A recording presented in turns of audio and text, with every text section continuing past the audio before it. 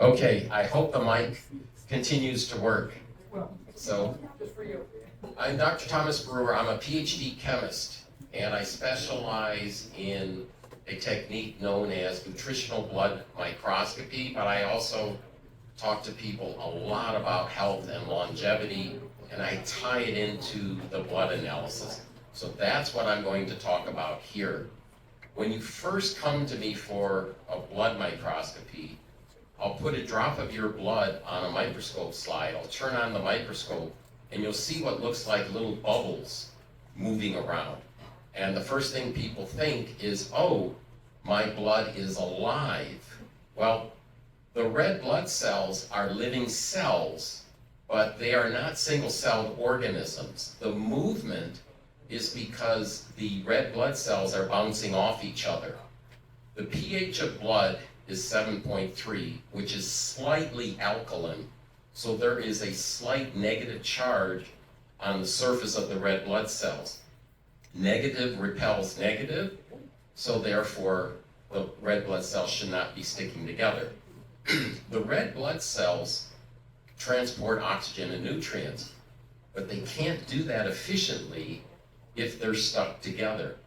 So the first thing I look for is if the red blood cells, instead of bouncing off each other and looking like bubbles crossing the screen, if they're clumped together. And this is called rouleau, and if it's really bad, it's called erythrocyte aggregation.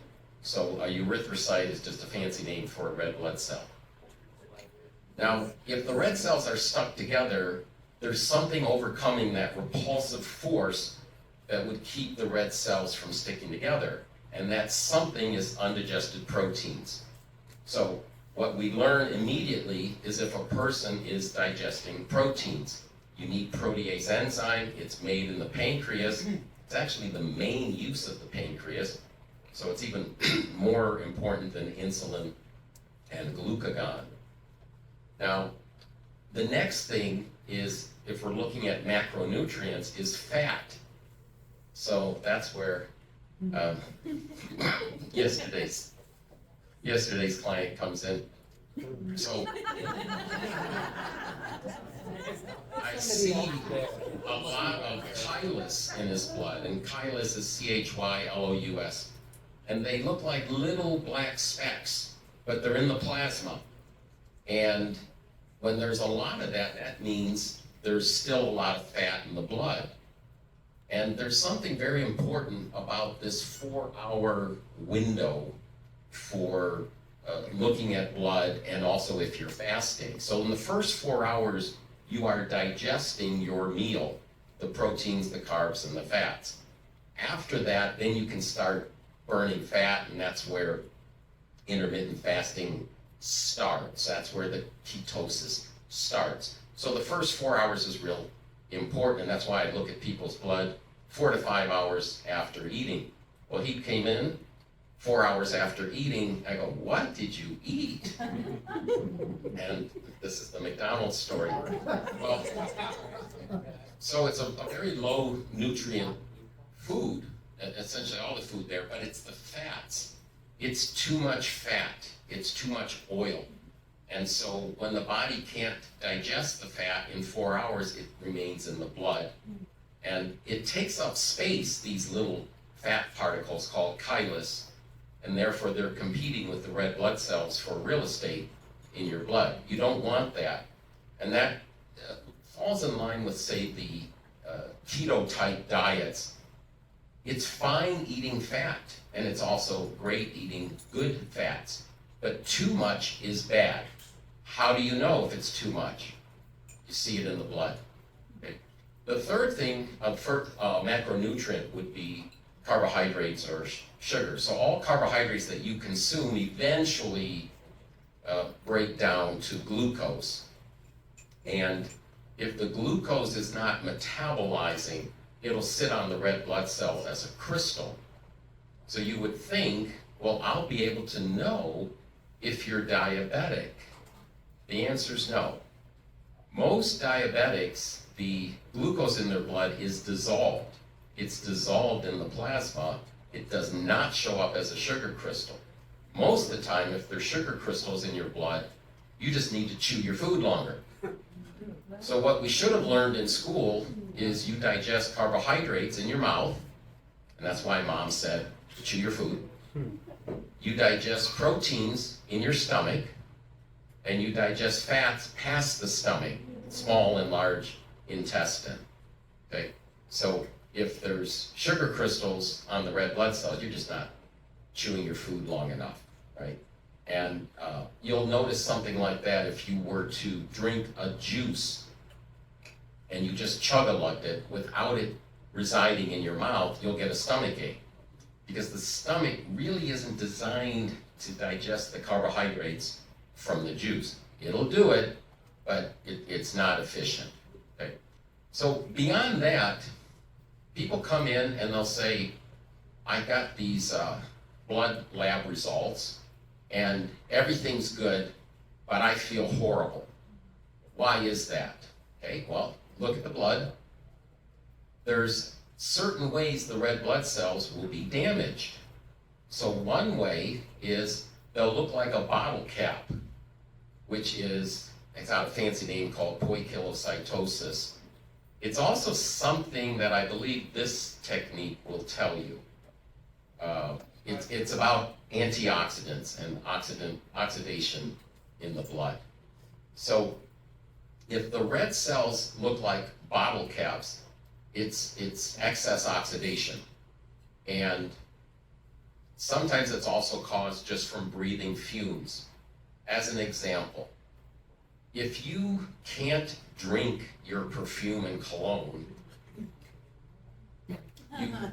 you shouldn't be smelling it, because it's the same molecule. It's just the molecules are further apart as a gas or a vapor than a liquid, which is how you applied it. So often I will see if a person is sensitive to their own cologne. Same thing is true with smoke or the incense in a casino. So each casino has an odor in Las Vegas. And so you could blindfold someone, and if they're really good, you can walk into a casino and know where they are. But that odor is very toxic. It's technically a carcinogen. You shouldn't drink it, therefore you shouldn't breathe it. But it damages the red blood cells. So I'll see people that work in the casinos, I'll see this damage, this poikilocytosis, and the best way to eliminate it is to eliminate the source. Well, they're not going to quit their job. So that's where antioxidants come in. So pretty much all the good antioxidants will minimize this poikilocytosis. Now there's other ways the red cells can be damaged. If the red cells aren't all the same size, if some are small and some are large, you think, well, that's fine. But that indicates you're not absorbing B vitamins. So a lot of people take vitamins, but they can't really be sure if they're absorbing them. So that's one little test to see how well you're absorbing vitamins. Another way the red cells can be damaged is dehydration. So we've got nice water right here, this oxygenated water, which will also help with poikilocytosis.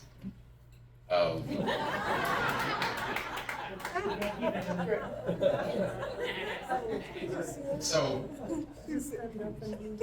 when we're dehydrated, since the blood has to flow through the kidneys, it will pick up urea deposits and they form what's called echinocytes. Essentially, the red cell looks like it has hairs on it or little spikes. What's the solution? Drink more water, right? So that's a severe state of dehydration. So it's something you really don't want. Now, let's see, if I'm going through my blood sheet, so sometimes the red cells will look hollow. Instead of having texture or, since it's black and white, but instead of looking gray, they'll look white. They're hollow. That's called hemolysis. It's not enough nutrition not enough nutrition getting to the bone marrow where the red blood cells are made. So you borrow your red blood cells for 4 months. So people say when they're 80 years old, I've got the red blood cells of a 20-year-old. No, it's your age minus 4 months. But if there's hemolysis in the blood, that means they're either not absorbing their vitamins, they're not taking vitamins and need them, but basically they're not eating enough organic vegetables.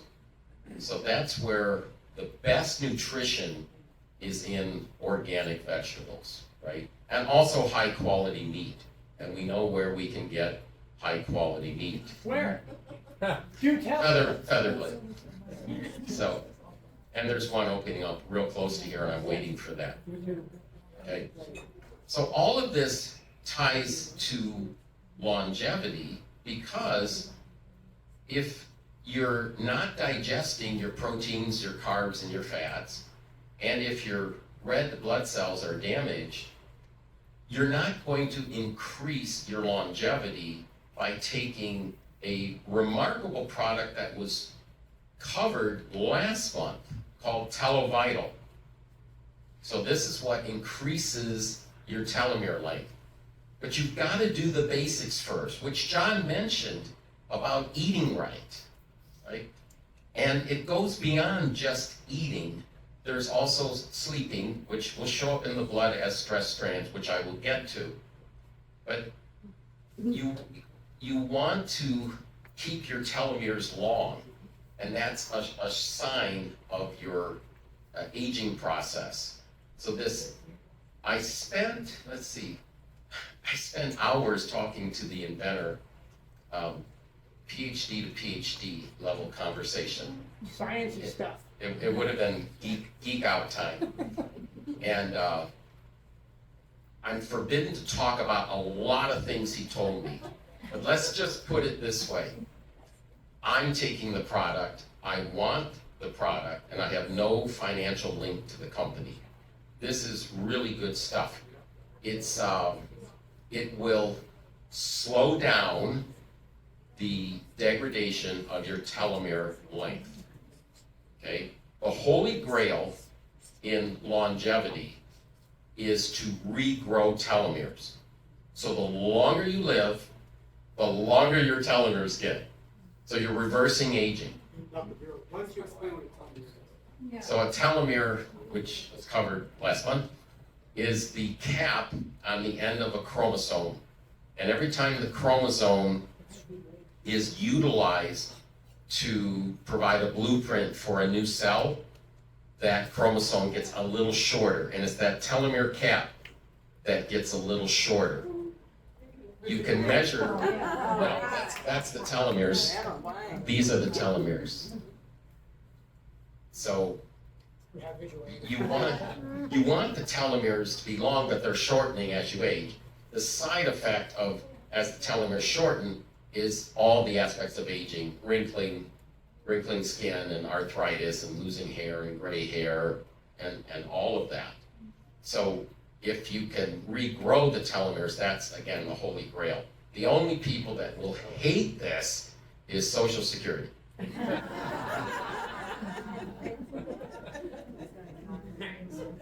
So again, we can see this in the blood, but things like the simple stuff,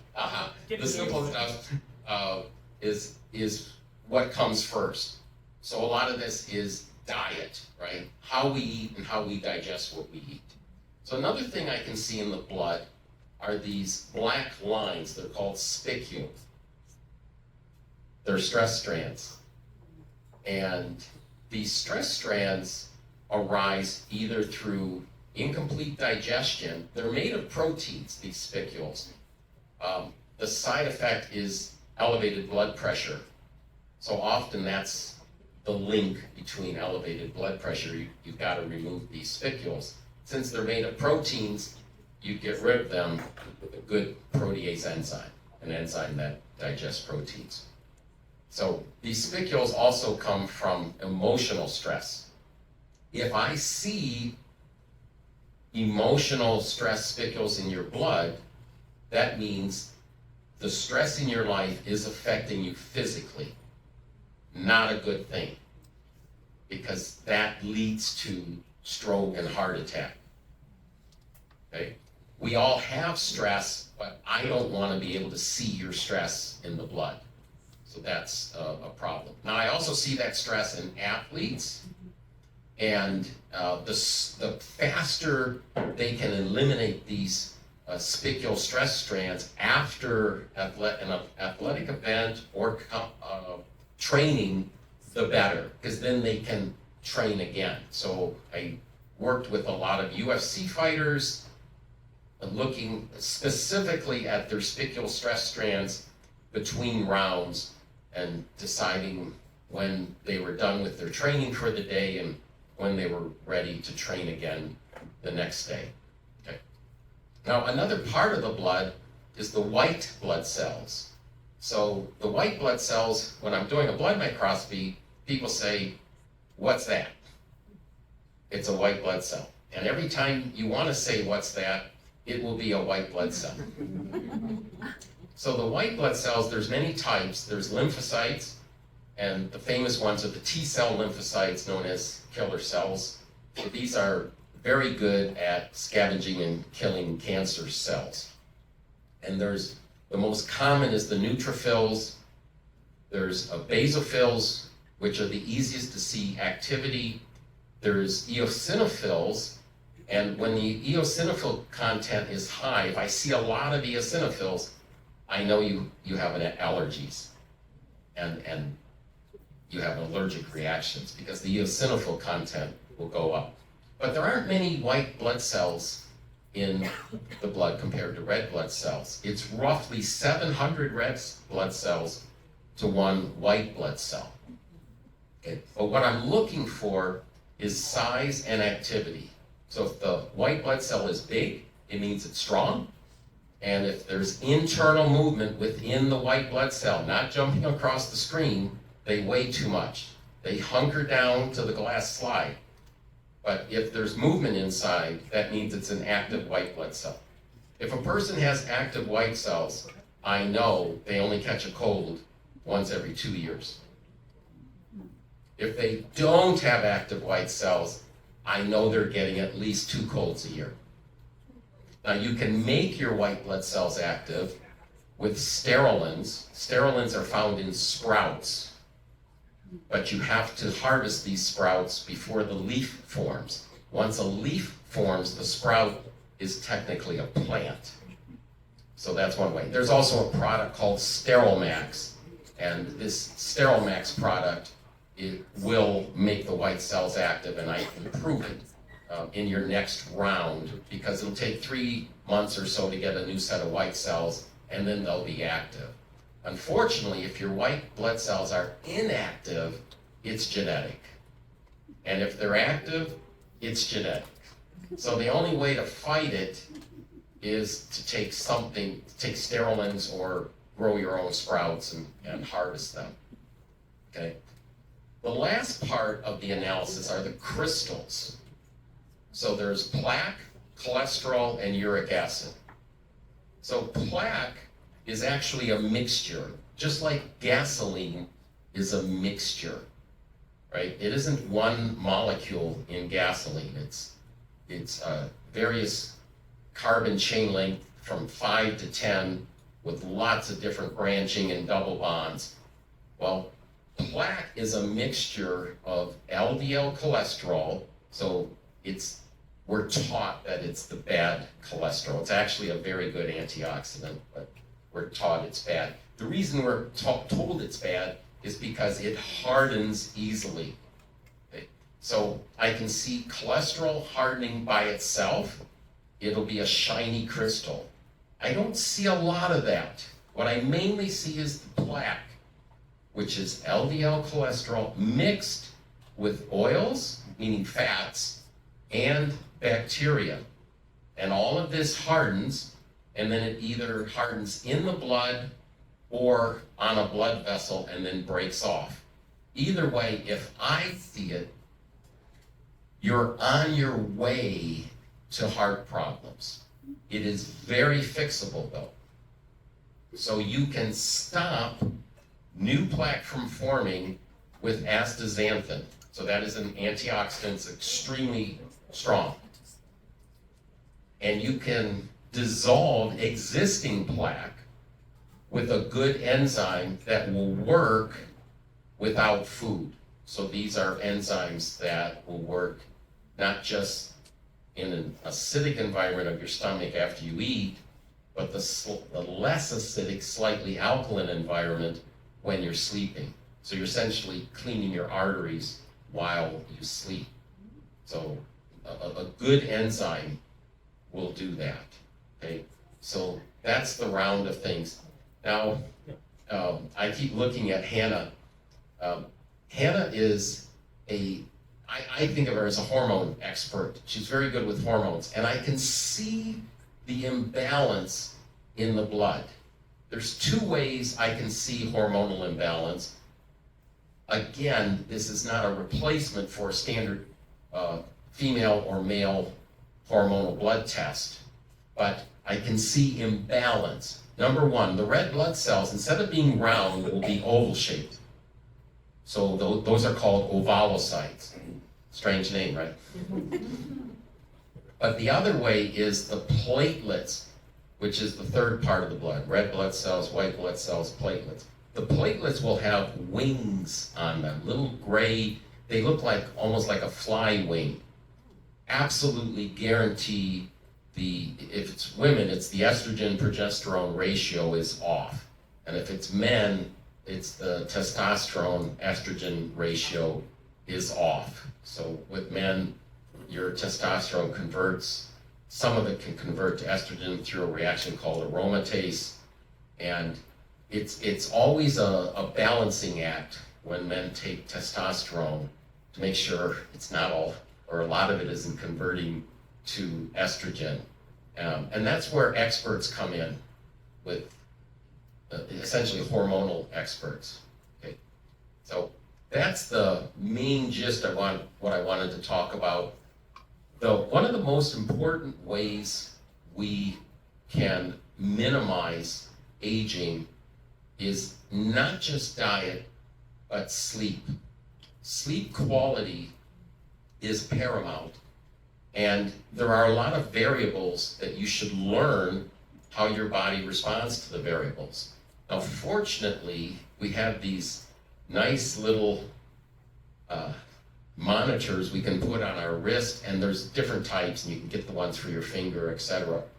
But you want to determine how you respond to sleep. I can see the stress in the blood through the spicules if you're stressed, but beyond that, you should determine the variables that give you a sleep score of over 90. So it's not just when you get to sleep and when you wake up, it's the quality of sleep. So some of the variables are this. When was the last time you had coffee? Some people can have coffee 2 hours before bed, and they still get a nice sleep score, and some don't. But check it. Do a little experiment. It only takes one night to get the data. You don't have to repeat it 5 times, right? As long as you change one variable at a time. That's the scientific method, okay? The other is light and light therapy. So if you're around bright light in the morning, that helps you sleep that night. It's much easier to make melatonin. Melatonin is great for our bodies, and we want to make our own, okay? Before going to bed, using those nice orangish or yellowish glasses, it's extremely important to block out UV light. But in your house, you want very low level light at bedtime. You only want night lights. You don't want any overhead lights, no bright lights at night. If you've ever seen the movie Gremlins, bright lights. No bright light at night. Then also when you eat, can you eat 2 hours before bed? Or is it better to eat 4 hours before bed?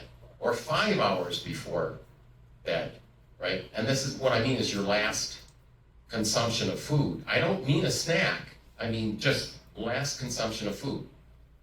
Does that have an effect on your score? Well, run the test. It's a simple experiment, okay? And then also working out.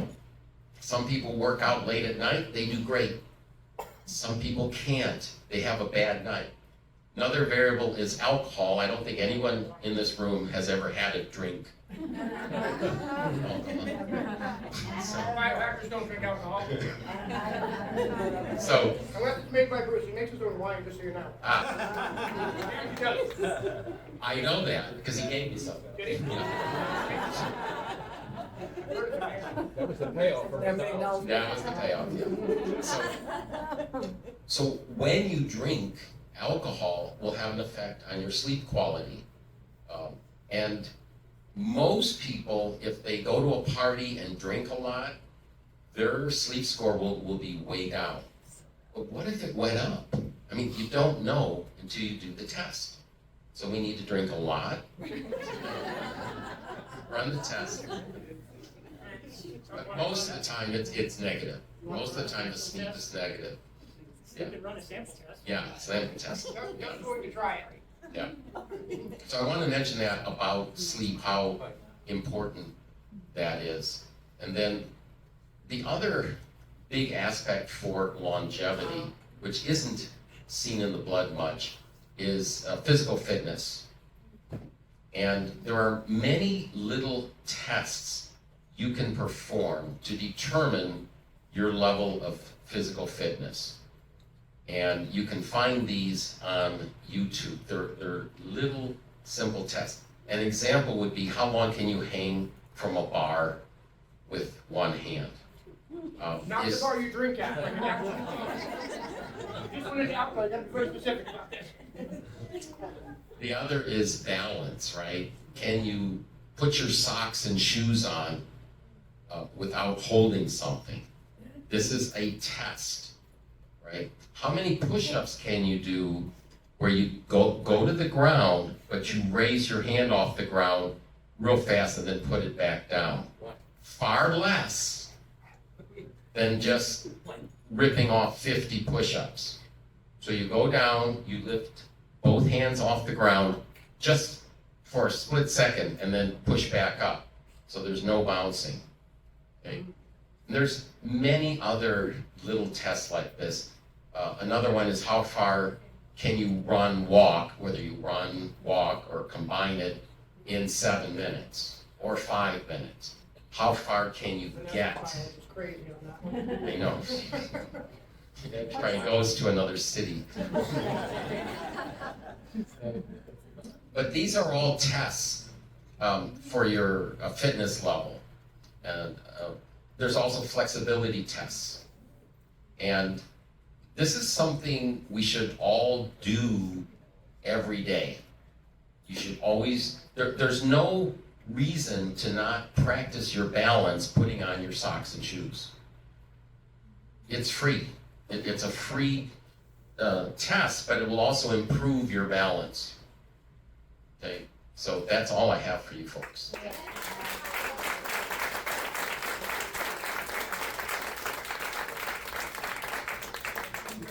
Questions? Who's got a question? I know somebody's got a question. Really? Nothing? Yes. My question was, how often should you come back to see how you're doing? But then you said 3 to 4 weeks, or 3 to 4 Okay, so the question is, how often should you have your blood looked at? Yes. Okay, if the blood looks good, once a year. If there's something to fix, the second test should be in 3 to 4 months. Yeah, it will be perfect in 3 to 4 months.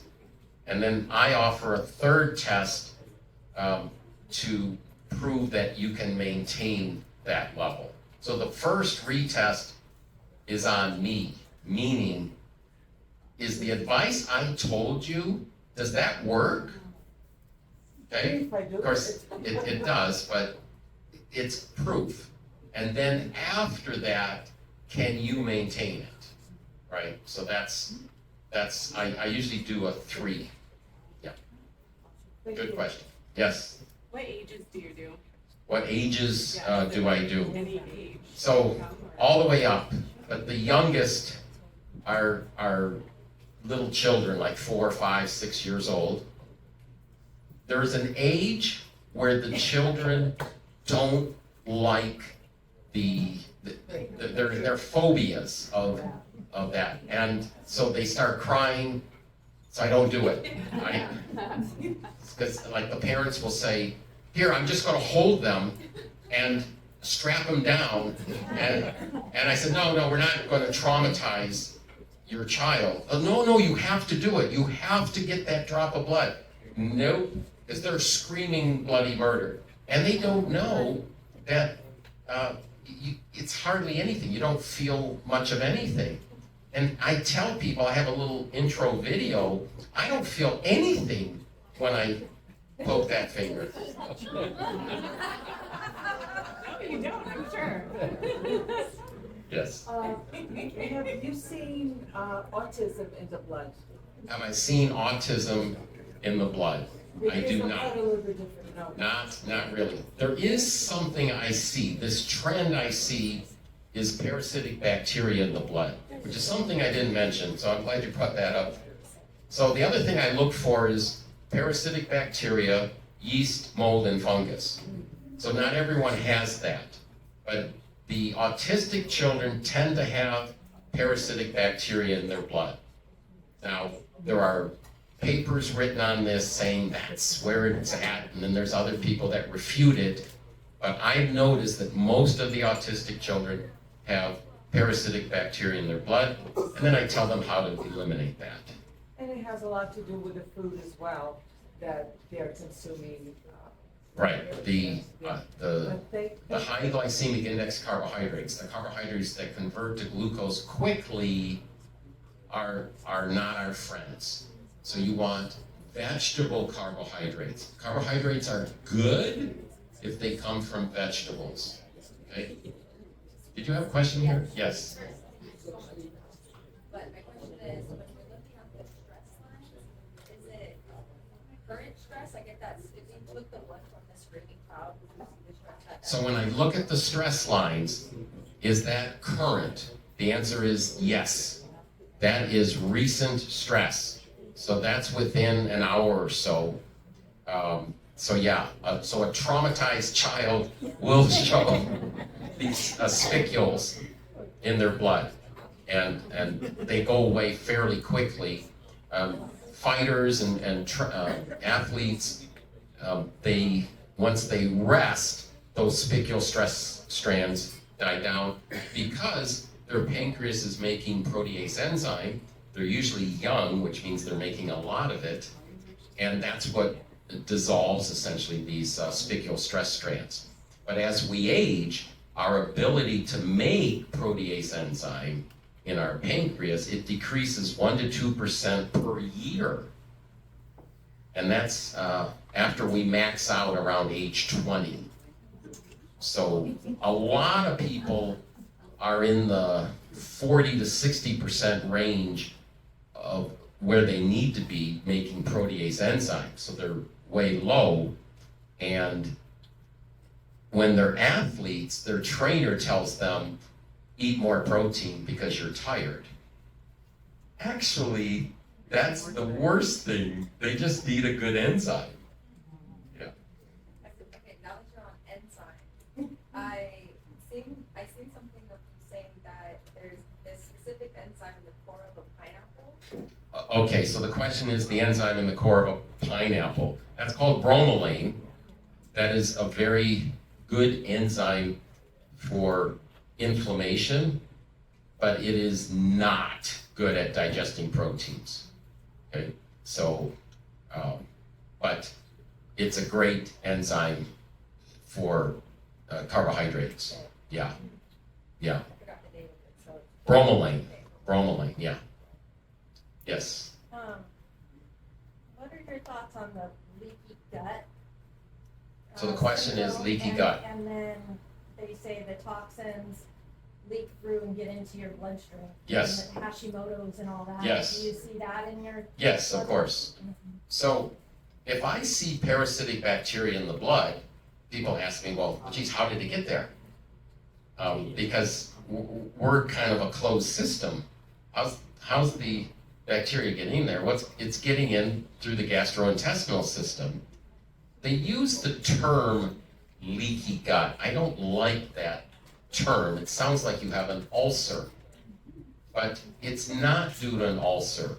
But there is transport of parasitic bacteria from your gut to your blood. And we don't want that to occur. And what makes it easy to get out of your gut into your blood is gluten. That's the problem with gluten. Gluten is a protein. So if you have parasitic bacteria in your blood, decrease your gluten intake. Also take a good probiotic. The other question I get, does the probiotic kill parasitic bacteria in my blood? You would think yes, but it does not. It kills the parasitic bacteria in your gut. Well, how do I kill the parasitic bacteria in my blood? Your own white blood cells. Well, what if they're not active? Make them active. If they're not active and you have parasitic bacteria, they will start attacking the red blood cells. It's called a parasitized red blood cell. So if I see a parasitized red blood cell, I already know the white blood cells are not active. But I confirm it. Wait, I got here. It sounds like you're not advocating people to eat fruit and things like that. Is that correct? And if so, why? Do I not advocate people to eat fruit? I do advocate to eat fruit, but not a lot of it. When I see people very overweight, often they're fruit eaters, and they say, I'm healthy, I eat well, and they eat lots of fruit. And fruit, the carbohydrate is fructose, very high glycemic index. Well, on the flip side, the fruit also contains enzymes, vitamins, minerals, other nutrients. So you go down the middle of the road, excuse me, 1 or 2 pieces a day, right? Small amount for the nutrition. You don't want it. The other thing is, when do you eat fruit? Before 2 p.m. Morning. Empty stomach. Around a workout is when you should eat fruit.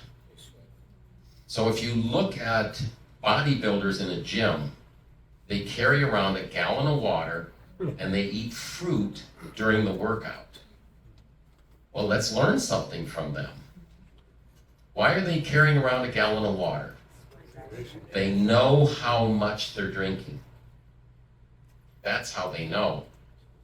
Because if you just drinking whenever you feel thirsty, you could be drinking 1 quart one day and 3 quarts another day.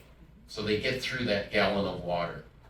And then they're consuming fruit, which is a carbohydrate, but they're using that fuel immediately because it's within 4 hours. So they're exercising, right? So that's just a smart way to consume fruit. You also need carbohydrates after your workout so that you can make glycogen for your next workout. This is analogous to bright light in the morning. So when you deprive yourself of light in the evening, you can sleep well. So you eat fruit or carbohydrates after your workout so you can make glycogen in your liver for your next workout. It's better living through chemistry. So it's before and after? Yeah, before, after, during, yeah. So it's all good. And you can experiment, see how, what works for you. Some people say, I can't eat anything before a workout. Well, then don't. Eat your fruit after. And some people say, I'm so hungry before the workout, I need to eat something. Then eat something. Okay, because we're all different. and how we respond. So this is just the average way the average person responds. Okay? Okay, yes? How often do you donate like a pint of blood? I rarely donate a pint of blood. I ask because my dad used to do it when he was younger, and he always goes, I feel better. And Oh. then when I was in like middle school or something, I recall that I don't know, I kind of always felt, I think like a little better like a week later. And like one of my musclehead friends, he goes, man, it's great. I got rid of some forever chemicals in my blood. So Is that that's- true? You It's can an interesting concept. There are people that have excess heme or iron in their blood. And the only way to get rid of it is to donate blood. And this goes back to the dark ages when they used to do bloodletting and leeches and things like that. And so people notice this benefit. And when you donate blood, obviously if there's toxins in your blood, you've just gotten rid of a percentage of them. And then your body will make new red blood cells. But it's easier, in my opinion, just to go to Mount Charleston, which is, so there's a lower oxygen partial pressure up there. So it'd be the opposite of being in an oxygen chamber. It forces the body to make more red blood cells, so it's a hormetic stress. Hormetic stresses stress the body but don't kill you. And then when you come down, you have more oxygen and you make more red blood cells. But if it makes you, if that works, then do it. Because there's nothing wrong with that. You will make more red blood cells. Yeah. Yes. Your microscopic, you see long haul COVID and others? So the question is, can I see COVID, long haul COVID? I see the effects of it, especially if I've seen the person before. So with the long COVID, if I've seen the person before, their white blood cells will no longer be active, which is scary because they had active white cells and it was genetic. Yeah. So there's a way to clean the white blood cells with good enzyme and then also those sterolints to make them active. You need to get the good white cells to clean up the white cells that have that have been attacked by a virus.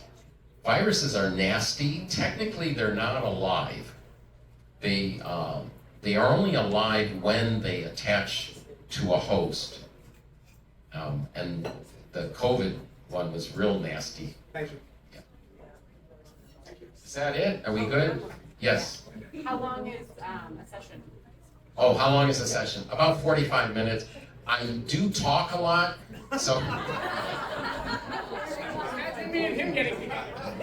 It lasts a while. I mean, I could do the analysis in 10 minutes, but I talk and explain everything and all that. But I educate as I go. It's one-on-one, so, and it's very customized. Yeah. It's good information combined with a standard blood draw.